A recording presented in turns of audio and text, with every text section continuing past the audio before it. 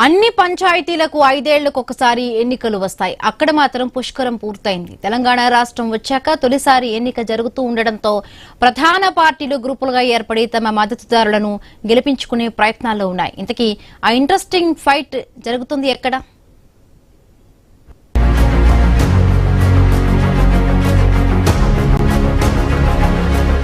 ప్రతిసారి రాష్ట్ర వ్యాప్తంగా పంచాయతీ ఎన్నికలు యథావిధిగా కొనసాగుతున్నాయి.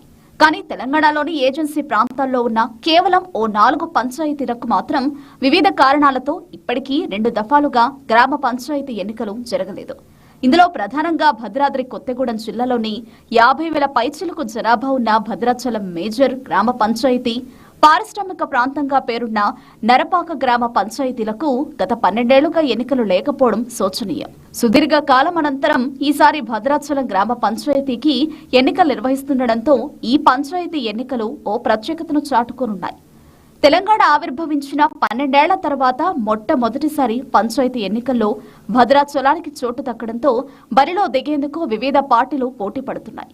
ఎన్నికల్లో తమ సత్తా చాటి భద్రగిరి పీఠాన్ని దక్కించుకునేందుకు ప్రధాన రాజకీయ పార్టీలతో పాటు ఇతర అభ్యర్థులు కూడా బరిలోకి దిగేందుకు సిద్ధమయ్యారు.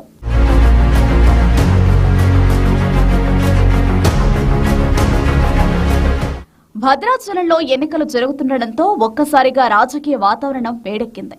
నామినేషన్ల తొలి రోజునే అధికార ప్రధాన ప్రతిపక్ష పార్టీలు బలపరిచిన అభ్యర్థులు ఇద్దరూ కూడా వారి నామినేషన్లు దాఖలు చేయడం విశేషం. నామినేషన్ల ఘట్టం పూర్తి కావడంతో ప్రధాన పార్టీలకు చెందిన నాయకులు భద్రాద్రి పీఠంపై పట్టు సాధించేందుకు మలిఘట్టంపై ప్రత్యేక దృష్టి సారించారు.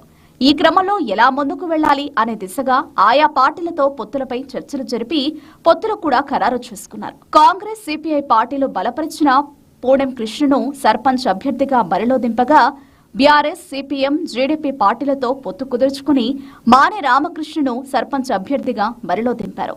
అటు తెలుగుదేశం, బీజేపీ, జనసేన పార్టీలు హరిశ్చంద్ర నాయక్ ను సర్పంచ్ అభ్యర్థిగా బలపరుస్తున్నాయి. దీంతో భద్రాచలం స్థానికుల్లో ఎక్కడ చూసినా వేడెక్కుతున్న ఎన్నికల వాతావరణంపైనే చర్చలు కొనసాగుతున్నాయి.